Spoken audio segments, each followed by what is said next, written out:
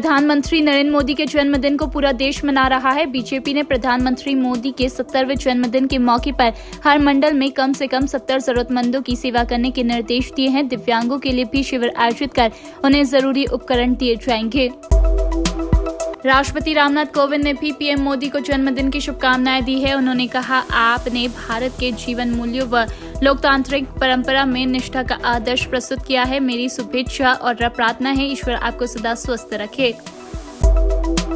केंद्रीय गृह मंत्री अमित शाह ने ट्वीट कर प्रधानमंत्री नरेंद्र मोदी को जन्मदिन की शुभकामनाएं दी है। प्रधानमंत्री नरेंद्र मोदी के जन्मदिन के मौके पर दिल्ली के मुख्यमंत्री अरविंद केजरीवाल ने भी बधाई दी है। उन्होंने पीएम के लंबे जीवन की कामना की है। प्रधानमंत्री नरेंद्र मोदी के 70वें जन्मदिन के मौके पर बॉलीवुड एक्ट्रेस कंगना ने खास अंदाज में बधाई दी। कंगना रनौत ने पीएम मोदी को कहा, देश आपको बहुत चाहता है, आपको बहुत ही गंदी बातें कही जाती है और आपका अपमान किया जाता है, मगर आप जानते हैं वो बहुत कम लोग हैं। केंद्रीय मंत्री नितिन गडकरी कोरोना पॉजिटिव पाए गए हैं। उन्होंने ट्वीट करके इसकी जानकारी दी। गडकरी ने लिखा, कल मैं कमजोर महसूस कर रहा था। मैंने डॉक्टर से सलाह लेने के बाद कोरोना की जांच कराई और उसकी रिपोर्ट पॉजिटिव आई है। नितिन गडकरी ने कहा, मैं ईश्वर और आप सभी के आशीर्वाद से अभी ठीक हूँ। मैंने खुद को आइसोलेट कर लिया है। मेरे संपर्क में आने वाले सभी लोगों से अनुरोध है, कृपया वह प्रोटोकॉल का ख्याल रखते हुए खुद को सुरक्षित करें। श्रीनगर में सुरक्षा बलों ने गुरुवार को 3 आतंकी मार गिराए। आतंकियों की तरफ से हुई फायरिंग का सीआरपीएफ के 2 जवान घायल हो गए और एक महिला की मौत हो गई। संसद के सत्र के दौरान विदेश राज्य मंत्री वी मुरलीधरन ने राज्यसभा में एक सवाल के लिखित जवाब में कहा, भारत चाहता है पाकिस्तान के साथ सामान्य पड़ोसी जैसे संबंध रहे और भारत पाकिस्तान के बीच मुद्दे शांति और आतंकवाद मुक्त माहौल में सुलझाए जाए।